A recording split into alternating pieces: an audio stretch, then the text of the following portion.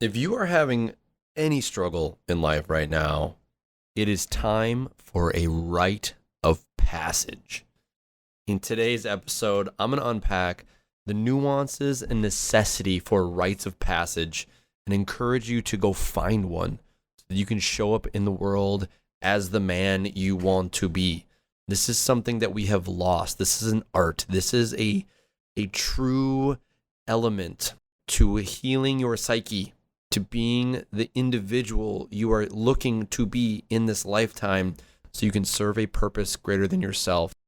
Ultimately, we start to lose our soul as men in modern society. We sacrifice our soul at the altar of our success. And it is through a rite of passage that you will find and uncover who you truly are.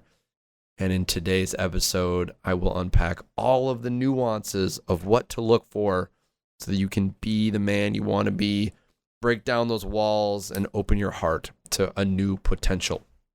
But before we get into today's episode, I encourage you, if you are looking for a rite of passage, that you reach out and you look into the Unbreakable Man experience. It is set up by design for you to unpack and uncover all of the things stopping you from being the man you want to be. If you're just not getting the results you want in your relationships or in your work or in your health, this is an opportunity for you to witness yourself, to be the man you want to be. I keep using that term, but it is so true. It's more than just hyperbole. It's really going to the depths of your being to see what is stopping you. For instance, it might be the confidence. It might be the feeling that you are unwanted or unlovable or undeserving. Maybe it's something that you just don't feel safe or secure in your own body. Whatever that thing is, the Unbreakable Man experience is that 3-day process to help you witness that element within yourself, to uncover it, to bring it to light, to shed it, to experience it in its fullness, and to allow yourself to get rid of it so you can heal the past, let go of anything in the way, all the mindsets, all the bullshit stories that you tell yourself, and show up and genuinely serve a purpose greater than yourself. It is by and far the greatest thing I have ever seen. And every time a man breaks through in this event and I get to bear witness to this, it is incredible. I'm so grateful to be a facilitator of this. I call it medicine. It is truly medicine. It is healing, not just for the mind and body, but for the soul as well. And so if you feel called to step into that, if you know you're ready to break through in life and show up as the father, the husband, the businessman, the lover you know you can be, it's time to sign up and really commit to the Unbreakable Man experience. All right, let's dive in today's episode. Let's go. What is up, beautiful humans? This is Dr. Dave Cahotis. I am on a mission to forge strong, heart-centered, and purpose-driven men. This podcast is here to help you stop managing your problems and start breaking free of stress, limiting beliefs, and excuses that stop you from executing at your fullest potential, living with passion, and being the man you want to be. So let's go.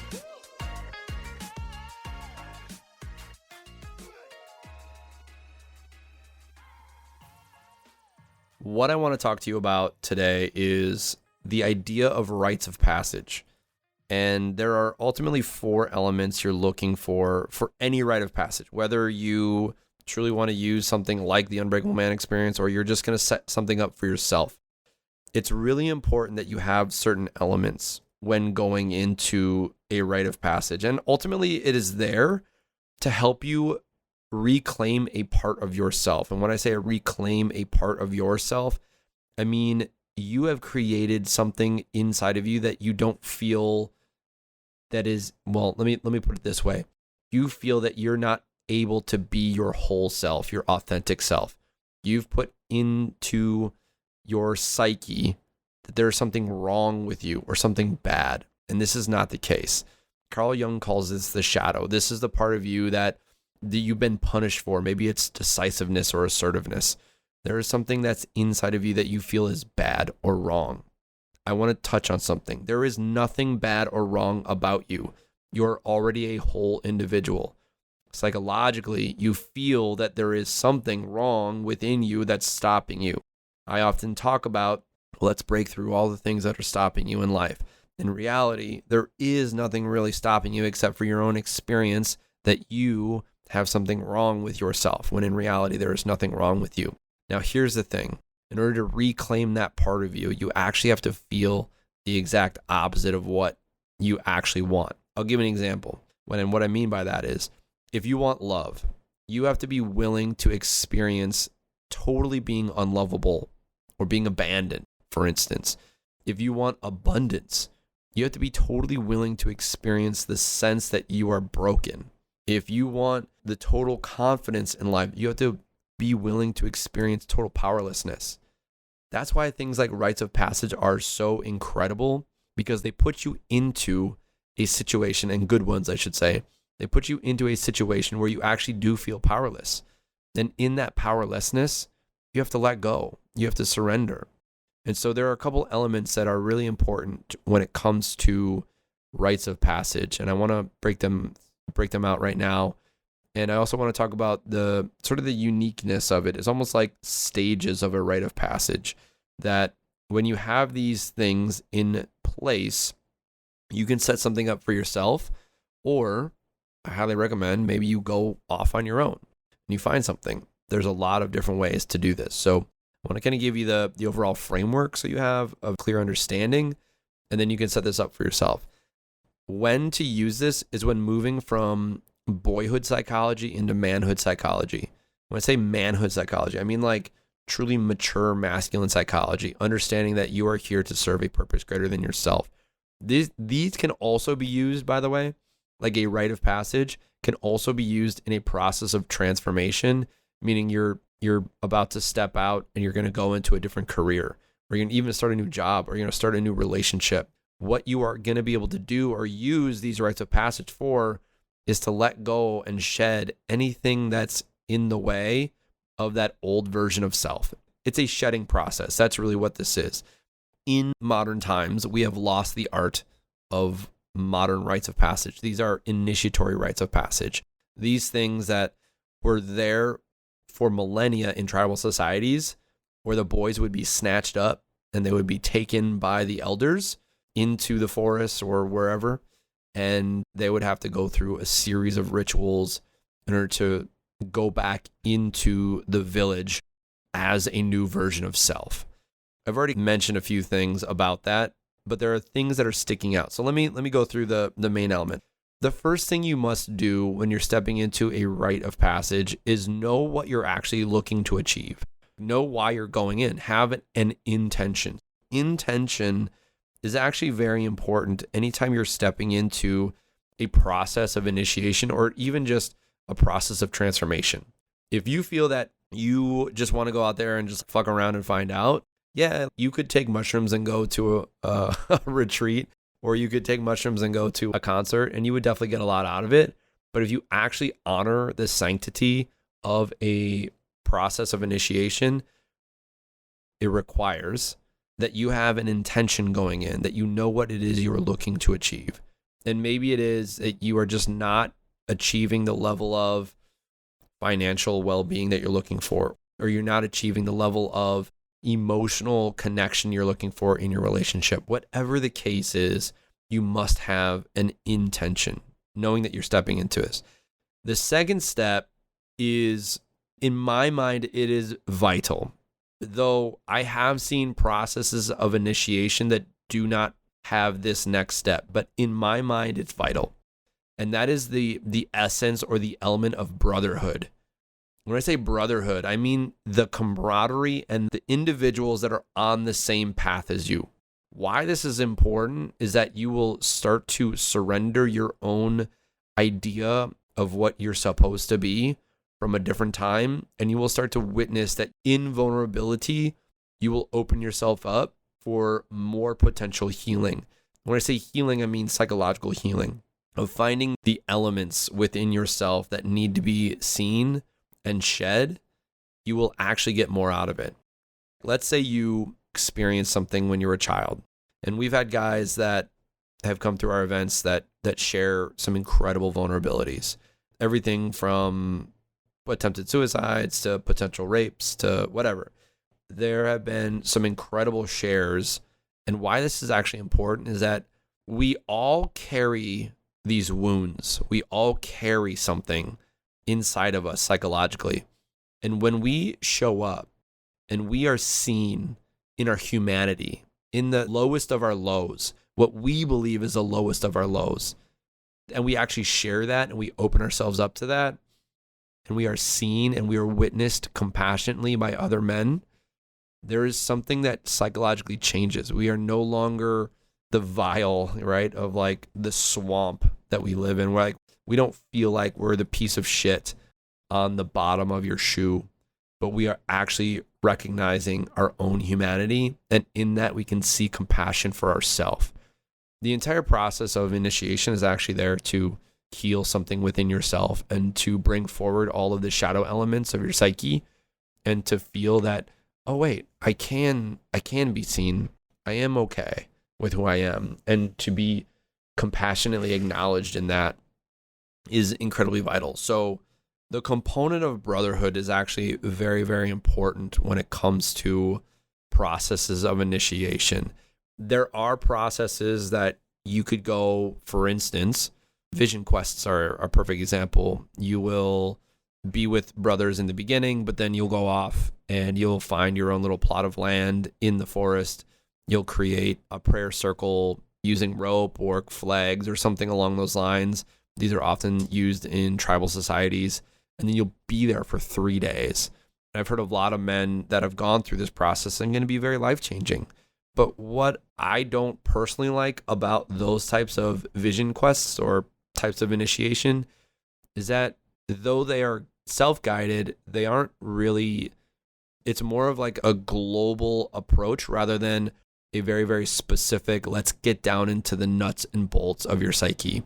I'm a much bigger fan of using ancient warrior rituals such as a vision quest with modern science and actually diving into the nuances of your psyche rather than saying, all right, we're going to go off in the woods for 3 days. And then when you go home, you're going to be blasted open, which is the third component that is important. And in fact, not important, but vital to any process of initiation. In fact, if you don't have this, I would highly recommend that you look for it. Again, you can create your own process of initiation, but I would do it from a sense of maybe like following a guide or a book.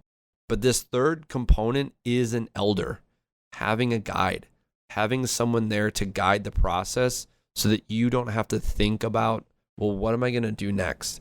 Now, I have read books that sort of guide you through the process. There's been a couple incredible books. One's called The King's Curriculum, a really small book, didn't really do a lot in the book sales world, but pretty solid book as far as walking guys through the process of initiation.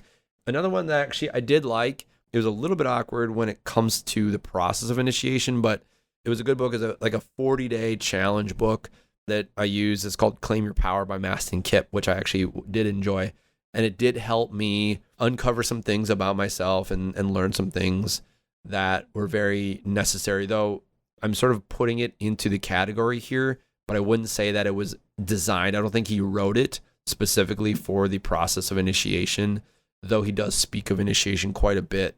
He does speak of the 4 elements and the 4 phases of initiation, which I will touch on here. But it is important that no matter what you do, whether you go off in the woods for 40 days or 40 nights, that you actually have a guide, you have an elder, and you also have an intention.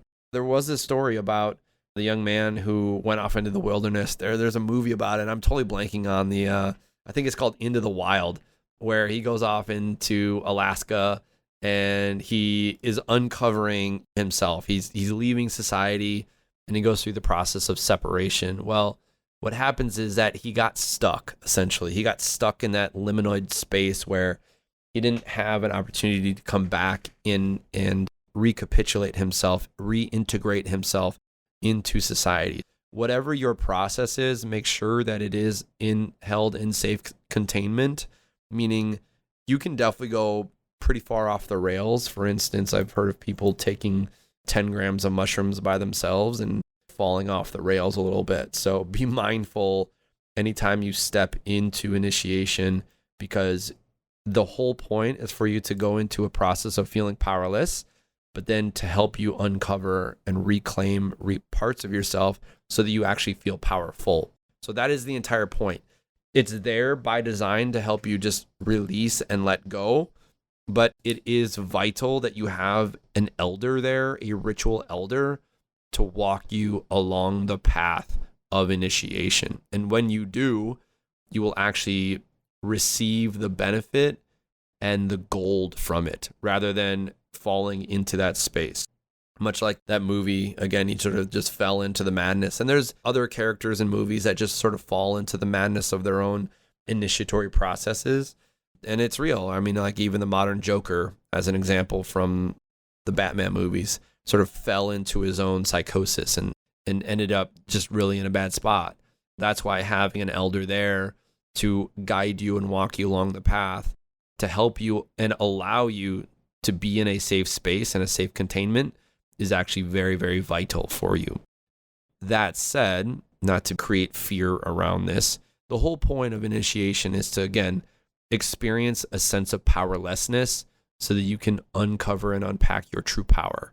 And your true power is already within you. You already know what it is. It's just a matter of you uncovering it and the ability to do the work by going within yourself and witnessing all of the parts that are in the way of that, meaning you feel unloved, unworthy, you feel like you don't have meaning, you feel that you are unsafe or unsecure, whatever that thing is.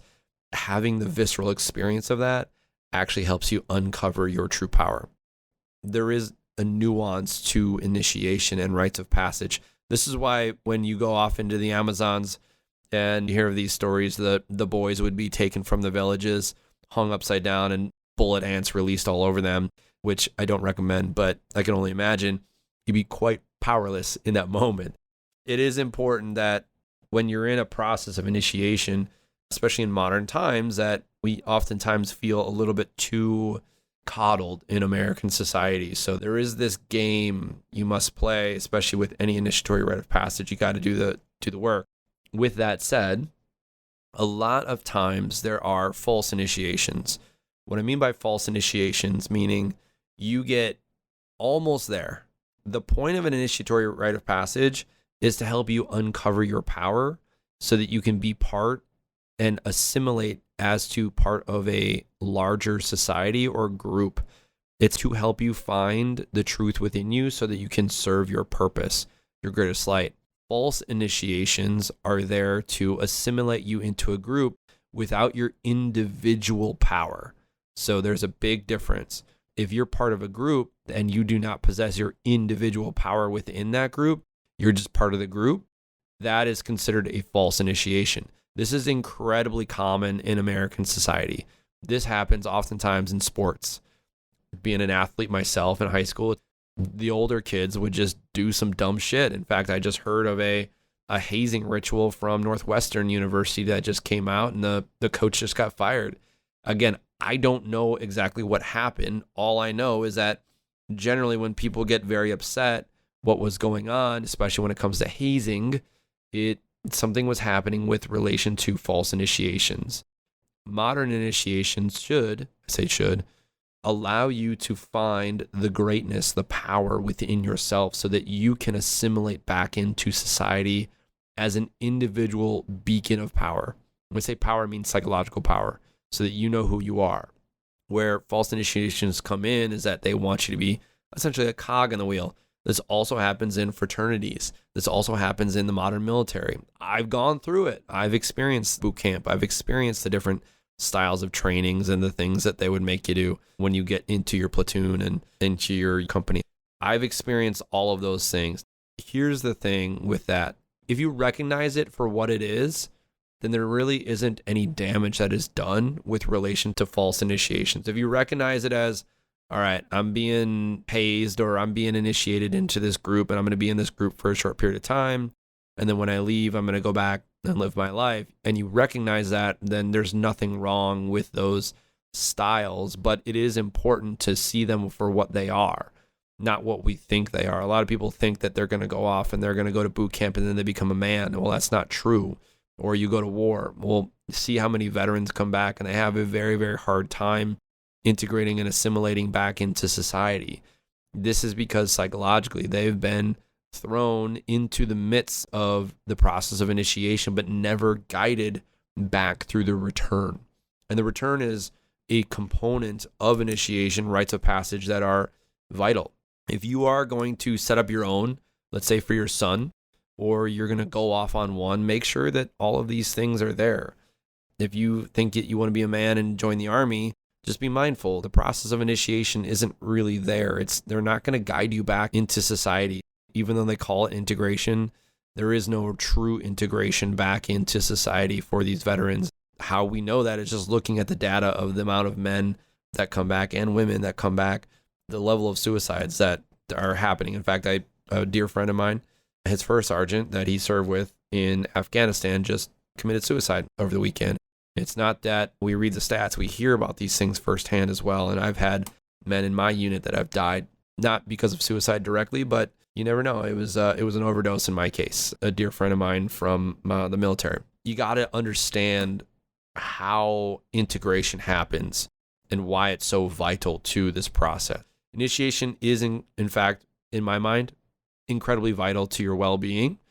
It helps you unpack and uncover all of the things that are in the way, and helps you show up in the world as the man you're supposed to be. A good initiation, a good rite of passage should have 4 phases. These 4 phases are a complete rite of passage or initiation. Where they will fall short, and I'll explain this with relation to false initiations, is the last phase, which is the integration or the return. In the saga of the Lord of the Rings, the Return of the King is the last book. Well, that's actually part of the process. You must return as the man you were meant to be. Here are the 4 phases, then I'll unpack each one so you understand. And then if you are going to set something up maybe for your son or for a group of boys that are in your neighborhood that you are the mentor of, then be mindful of the types of things you're going to do. The 4 phases are this: separation, initiation, ordeal, and return.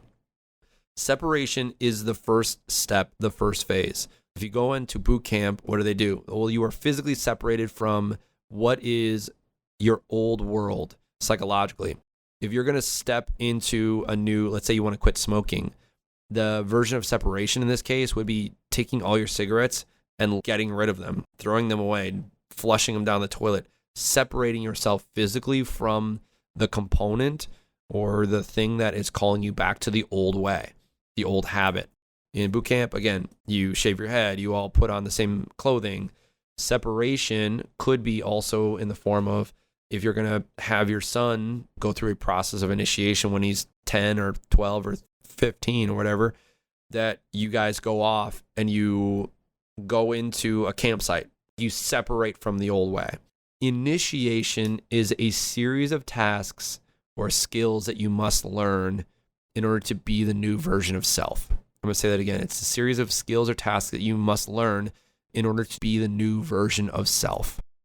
If you want to, let's say, start a new career, that can be a form of initiation. Separation being the old career is gone. You now must learn skills and go through a series of tasks in order to be the new version of self. You must literally start doing the things you actually want to do. If, for instance, you want to lose weight, you have to maybe start working out. You got to eat a different way. You got to do things differently. You have to physically do things. You are getting initiated physically into it. This also requires psychological processes. So you got to start thinking different, which does come in a little bit more in the next phase. But you got to start changing your habits. You got to start physically doing things differently. When you get to the next phase, you're going to have a bit of work underneath your belt. You're going to have some skills. You're going to have some reps. You're going to know how to do things a certain way. The next phase is the big step. This is where most men, or most people, I should say, even still, most people fail. I'll give you an example.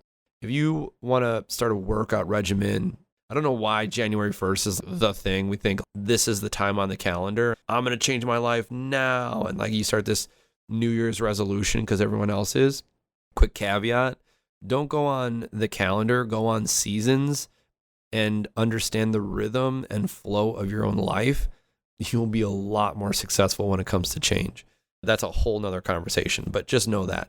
So it's a little bit hard to try to plant seeds in the winter time is a better way to describe that. When you are on this path, understand that the next phase is the most important phase. And that phase is the ordeal phase. This is the phase that you will have to face yourself. As I was explaining when it comes to stepping out and starting a New Year's resolution, how often do you see it that somebody goes out there and they're like, all right, I'm going to do it now. And they buy the shoes and they get the equipment or they get the gym membership and they start showing up for like 3 weeks, 4 weeks, maybe even 5 weeks. And then they quit.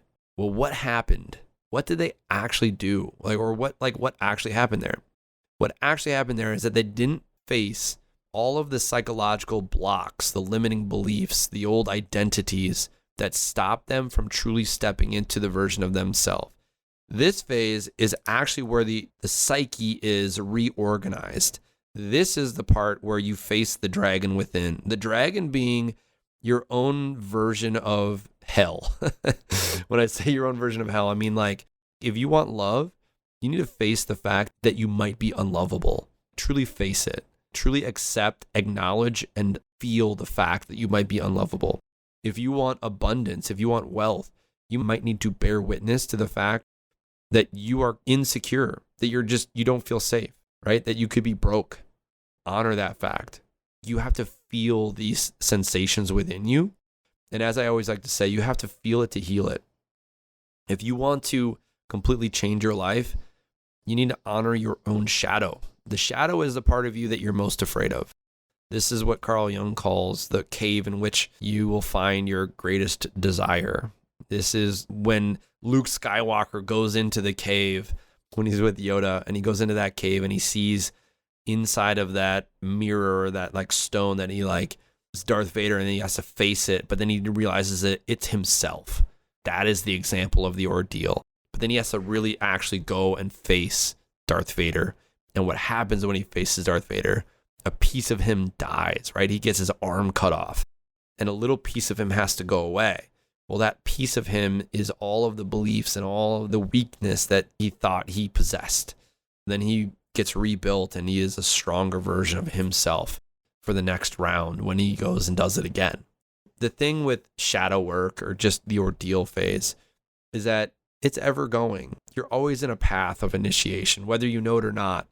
It's a lot easier when you recognize it, and you don't have to necessarily leave your house for 3 days, but just recognize that you're always on a path of transformation. When you give yourself the benefit of the doubt and you give yourself the opportunity and you just stop and you recognize, all right, well, I'm in this transition phase. We're always in a transition phase, always. As stable as you think your life is, you're always in a transition. The beauty is in the recognizing that you're in the transition and realizing, okay, what do I need to see here? What do I need to experience? What do I need to feel? Am I willing to feel this? And you go off into yourself and you do your meditative practice. You do the practices that allow you to witness yourself, and you break through on the other side of that, facing the dragon. That's the proverbial example of that. That's when your entire life will change. I'm not going to get into all the specifics of exactly how to do that in this process, in this episode, but just know that when you get to the ordeal phase, you're actually facing yourself psychologically. In the initiation phase, you start building skills, you start getting reps. In the ordeal phase, you actually face yourself. If you don't face yourself, meaning you don't recognize or you don't acknowledge, you don't acknowledge the part of yourself that you've been running from for a long period of time, if you don't acknowledge this and experience this, you're just going to go right back. And that's why processes of initiation that don't keep, you know it, because it's like, oh, that was a good training, or maybe that was a good book, but you just never applied it because you never had that tremendous breakthrough. The reason that the guys come through our events and they have this incredible breakthroughs and their lives are changed forever. In fact, one of the guys just texted me and he was like, dude, before I went to the event, I was like, my business was falling apart. He literally just did $1 million in sales last week. $1 million in a day. That's $1 million a day. That's incredible. And the reason being is that he just saw the part of himself that he honored and accepted and experienced. And he went through the visceral process to shed that part of himself. Now he's doing $1 million days. And he's like, it's incredible. There's a bit of an irony. He's like, dude, I think my life's too easy now. I laugh. I'm like, man, you always have opportunity. You always have free will choice to go to the next level. That's the fun part. I don't know. Maybe you could tell me, is it possible to have a life that's too easy? Maybe it is. I mean, there's always need for more. That's the beauty of growth. You always got to lift more weight. It's almost like we find joy in the challenge. In fact, there is neuroscience to that. When you are pursuing happiness, pursuing it, that actually is the thing that creates joy. That's the dopamine and the endorphins and the serotonin and the oxytocin. Those are all released when you're moving towards a goal.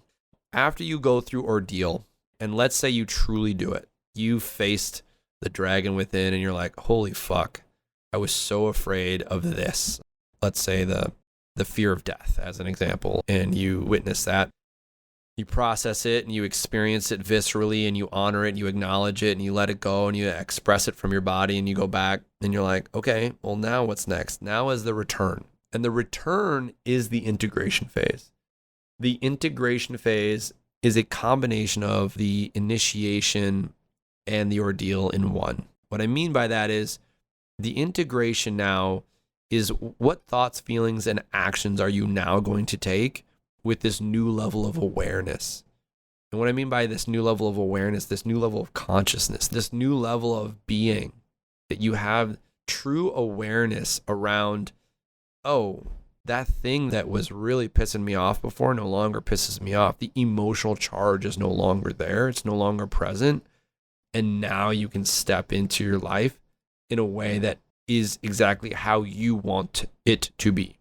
So you can be the man you want to be. I always say that term, and it's not hyperbole. You've let go of the bullshit story within you and the old identity, and you can just show up as that peaceful or easy or free or loving or joyful man that you want to be. You don't have to live by societal standards. I was at a restaurant yesterday, and I was like telling really funny jokes with my wife. We were just having a big old time. We were making a lot of noise. And in times past, I used to like think, oh, well, I'm being too loud. I'm being too big. I used to think that. And so I would not really play to my level of playness, my level of joy. I wouldn't express myself, a big voice in a small restaurant. And I'm hooting and hollering and we're making jokes and we're laughing. And it was a blast. And I kind of had that moment. I'm like, I used to really do that. Because like I could kind of sense everybody was listening in and they were kind of laughing, but they were like kind of in their own little world. And I used to hide. And what allows me to now show up as that man is like, I face that part of myself. The part of me that was terrified of showing up. The part of me that was terrified of expressing myself or being cut down for being too loud or whatever that thing is. And so now I'm free. I'm free to express myself. You know, of course, that comes with a level of discernment. I understand social norms. Doesn't mean I'm going to be super loud all the time, but I can still just be myself. And there's a big difference there. Why I bring this up is when you return back into society, it's very important that you continue to do the work. What I was mentioning is initiation and ordeal are kind of one in the return. You're still going to be doing work. You're still going to be doing processes of transformation that might be a little bit smaller, but you're going to now show up as an integrated man, as a man who understands his own weakness so he can express his strength. A man that understands his own abandonment so he can express love. And when you do that, then you become the embodiment of that which you are craving the most. As Mahatma Gandhi once said, be the change you wish to see in the world. Right? Be the change. So that means show up as that man, show up as the loving man, but you have to be willing and accept the fact that you might not be lovable. Same thing with joy. You might recognize that you've been stifled and you've been stifling yourself because you feel that you're not allowed. You're not allowed to express yourself. You're not allowed to dance as a man. I say, fuck that, man. Go do you. Be you. Have fun. Dance. Be you, man. Honor yourself. I have random dance party every day. It's on my daily dial. Make sure I enjoy my life. Go out there and I'm like the guy, I'm like Matthew McConaughey, shirt off, hitting the drum in my front yard, just like singing and dancing and like My neighbors now know, oh yeah, Dave's loving. This is like Dave's loving life. Like, you got to do it. You got to allow yourself to be that. And so when you do it, you will be the man you want to be. In summary, I'm going to kind of bring this all back around so that you understand it. When you are looking for change, look for rites of passage or initiatory rites of passage. Again, it doesn't mean you need to go down to Peru or Brazil and drink ayahuasca, even though I will raise my hand and I did that. I will. You go down and you go through the tobacco ceremonies or the frog ceremonies or whatever it might be. I've done those. They're powerful. But it doesn't mean you have to do any one way. There's a lot of different ways. But what is important is that you honor the process itself and you recognize it for what it is so that you can extract the gold from it. Because you can go down to Peru, and I've heard of this, man. People going down to Peru, they drink ayahuasca like 100 times. Their life is still shit, and they're still in shambles. The whole point is you need those 4 elements. In fact, you need the 3 frameworks, the 3 pillars, which is intention, camaraderie, or brotherhood, or fellowship, or community, whatever word works best for you. And you need an elder, an initiatory elder, to guide you through that path. So that could be a coach. It could be, honestly, something as easy as something online. It's one of the reasons that we do the challenge. I love the challenge because it serves as an opportunity to go through the process of initiation in your own space. Can you show up every day and can you do this work? Can you do 100 push-ups every day? Can that be your thing? Just do it. If you didn't do it, fucking why not? That's your ordeal, right? So that's the opportunity to face yourself. And I show guys, again, how to do that. Initiation can be anything. You can still be at home. You can, but it's a lot easier if you separate. So again, the 4 phases are this: separation, initiation, ordeal, where you face yourself, and return. And that return phase is so important because what it does is it sets you up with the thoughts, the feelings, and the actions you will take. So if you learn that you are an unlovable man and then you emotionally, viscerally release that, somatically release that, and you come back into your wholeness and you realize, holy shit, I am love. I'm the beacon of love. Well, how does the beacon of love show up when he goes to get gas?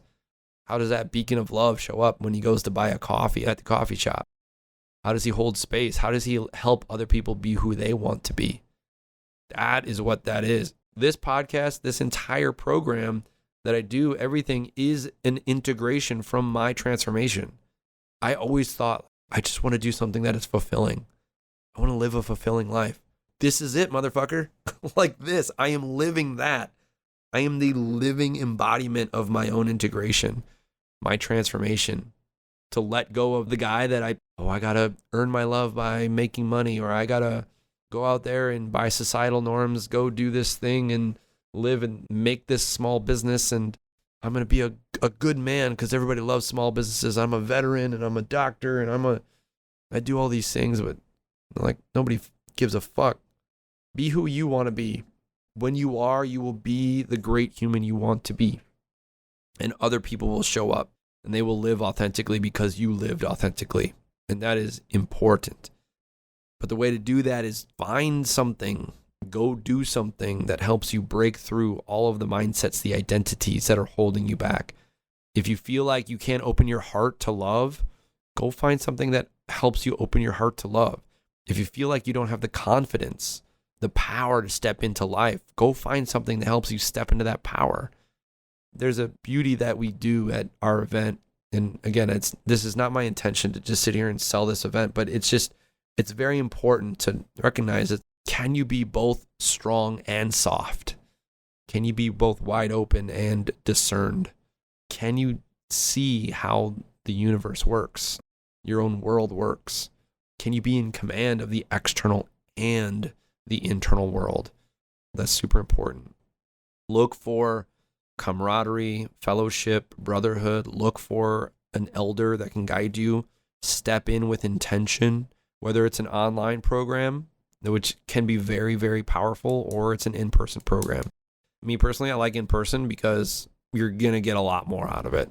Generally, it's going to be more expensive for you if you step into something like that. There's a lot of different ways to do it. Or you can go find a shaman in your area and you can just have an experience in some type of medicine. Do your research, do your homework, always take responsibility for your own well-being first. But there's a lot of different ways to do this. It's important to know the concepts so that when you do step in, that, again, you're aware. You're aware of, how do I extract the most out of this experience? Even if it's a road trip across the United States, you can get a lot out of it. Again, separation, initiation, ordeal. Any good road trip has an opportunity, right? As some adventure, your bumper falls off or something. That's the ordeal. You gotta face yourself. You figure it out. There's the old return, so it's good. All right. I love you guys. I know you're going to get an incredible amount of information out of this. If you do have questions, if you are interested in signing up for our Unbreakable Man experience, be sure to click the link in the description. It is there. It's a 3-day process that helps you through every single one of these steps that will help you unpack and uncover all of the things that are stopping you in life. It's one of those things. I've done it now enough times that I can never throw a guarantee on anything, but I will absolutely guarantee you this. If you find nothing of value through that event, if you come, you show up, you pay good money to fly across the country or across the world. We've had guys come in from Germany, and you find nothing of value from that event, I will give you all of your money back and pay for your flight home. Guaranteed.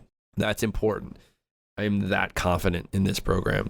If you know you're ready, if you know you're like, all right, dude, I've been listening to this, I'm hearing you, I'm ready for some change in my life, ready to break through in this mindset, I'm sick of this fucking result that I keep getting, step in, man. I'm there for you.